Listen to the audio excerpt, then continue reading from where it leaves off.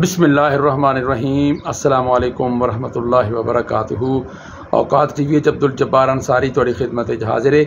मैं इस वक्त चक नंबर 3614 तहसील चीचावतनी ज़िला साहिवाल मौजूद हाँ और किसाना दे उत्ते की बीत रही है जिन्हों ने कणकां बीजियां फिर फसल कट्टी ते रेट जिहड़े बहुत कम इन्हों मिल रहे हैं। की पोजीशन है वो किस हालात जो गुजर रहे हैं।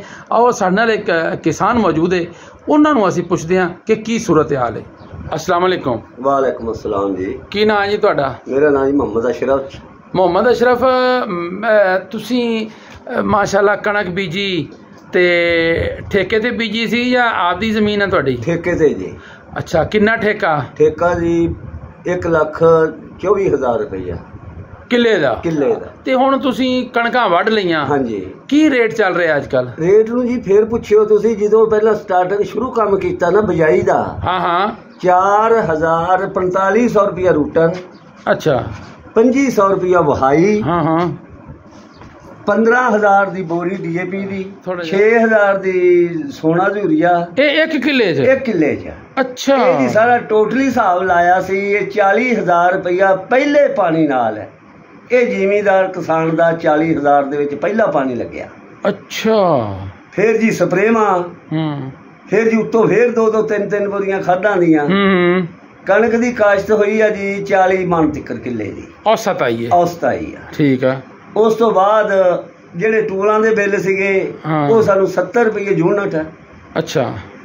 ਜਿਹਦੇ ਸਾਡੀਆਂ ਬਿਜਲੀਆਂ 26-27 ਯੂਨਿਟ ਘੰਟੇ 'ਚ ਖਾਂਦੀਆਂ ਪਈਆਂ। ਅੱਛਾ। ਪਿਆਵਾ ਹੁੰਦਾ ਪਿਆ 1 ਘੰਟੇ 'ਚ ਵਿੱਗਾ। ਅੱਛਾ। ਉਸ ਤੋਂ ਬਾਅਦ ਫਿਰ ਕਟਾਈ ਕੀਤੀ ਆ 3 ਮਣ 4 ਮਣ ਦੀ ਕਟਾਈ ਮਜ਼ਦੂਰੀ ਗਈ। ਅੱਛਾ। 10,000 ਕਿੱਲੇ ਦੀ ਥ੍ਰੈਸ਼ਰ ਵਾਲੇ ਲੈ ਕੇ ਗਏ। ਅੱਛਾ, ਉਹ ਕਿੱਲੇ ਦਾ ਹਿਸਾਬ ਹੁੰਦਾ ਹੈ? ਹਾਂਜੀ, ਕਿੱਲੇ ਦੇ ਹਿਸਾਬ ਨਾਲ 10,000। ਅੱਛਾ। ਤੇ 1 ਮਣ ਮਜ਼ਦੂਰਾਂ ਨੇ ਥ੍ਰੈਸ਼ਰ ਤੇ ਜਿਹੜੇ ਕੰਮ ਕਰਦੇ ਸੀਗੇ।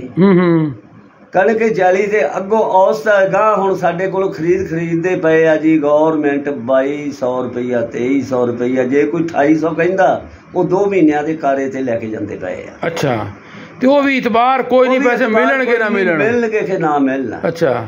ਉਸ ਤੋਂ ਬਾਅਦ ਅੱਗੋਂ ਹੁਣ ਜਿਹੜੀ ਬਜਾਈ ਆ ਅਗਲੀ 1.25 ਲੱਖ ਠੇਕਾ ਭਰ ਕੇ ਉਹ ਅਗਲੀ ਬਜਾਈ ਏਡੇ ਤੰਗ ਹੋ ਗਿਆ ਵੀ ਉਹ ਅਗਲੀ ਬਜਾਈ ਨਹੀਂ ਹੋ ਸਕੀ। ਉਹ ਕਿਉਂ ਨਹੀਂ ਹੋ ਸਕੀ? ਉਹ ਵੀ ਨਾ ਪੈਸਾ ਹੈਗਾ, ਨਾ ਕੋਈ ਕਣਕ ਲਵੇ ਤੇ ਨਾ ਅਸੀਂ ਕੋਈ ਨਹੀਂ। ਤੇ ਗਵਰਨਮੈਂਟ ਨੇ ਤਾਂ 3900 ਰੁਪਇਆ ਐਲਾਨ ਨਹੀਂ ਕੀਤਾ? ਉਹਨੇ ਐਲਾਨ ਕੀਤਾ 3900 ਰੁਪਇਆ। ਉਹਨੇ ਕਿਹਾ ਵੀ 20 ਏਕੜ ਦੀਆਂ 6 ਬੋਰੀਆਂ ਮਿਲਣਗੀਆਂ।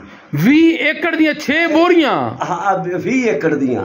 ਦਿਮਾਗ ਠੀਕ ਹੈ? ਅੱਛਾ। ਉਹ ਜਦੋਂ ਹੁਣ ਜੇ ਕਣਕ ਜੋ 40-45 ਮਣ ਹੋਈ, ਹਾਂ, ਤੇ ਉਹ 6 ਬੋਰੀਆਂ ਚਾਹੁੰਦੀ ਕੀ ਬਣ ਗਿਆ? 10 ਮਣ 20 ਮਣ ਬਣ ਗਈ। ਜੀ ਜੀ ਜੀ, ਬਿਲਕੁਲ ਬਿਲकुल।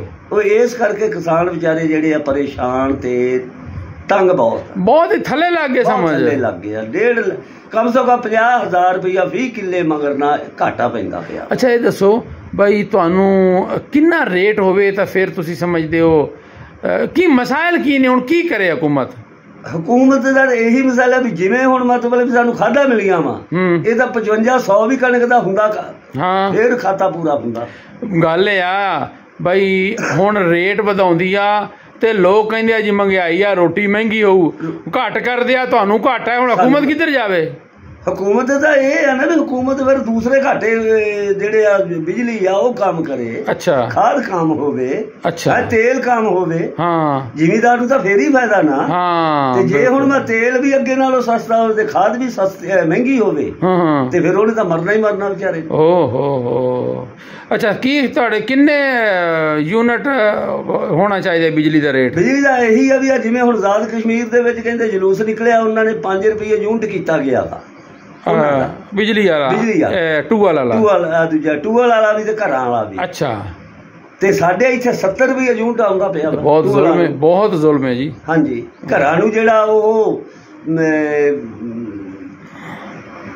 15-20 रुपये ਉਹ ਆਉਂਦਾ ਪਿਆ। ਅੱਛਾ। ਤੇ ਤੁਸੀਂ ਖਾਦ ਕਿਵੇਂ ਮਿਲਣੀ ਚਾਹੀਦੀ ਹੈ ਫਿਰ ਤੁਹਾਨੂੰ? ਖਾਦ ਸਾਨੂੰ ਜੇ ਹੁਣ ਕਣਕ ਦਾ ਰੇਟ 2000 ਹੋਵੇ ਨਾ, DAP ਸਾਨੂੰ ਚਲੋ 5 ਨਾਲ 6 ਹੋ ਜਾਵੇ। 5-6 ਕੀ 5-4 ਹਜ਼ਾਰ 6,000 ਰੁਪਇਆ DAP। ਉਹ ਕਿੰਨੇ ਦੀ ਮਿਲਦੀ ਰਹੀ ਹੈ? ਉਹ ਮਿਲਦੀ ਆ 15,000 ਨੂੰ ਲੈ ਕੇ ਪਾਈ ਆ।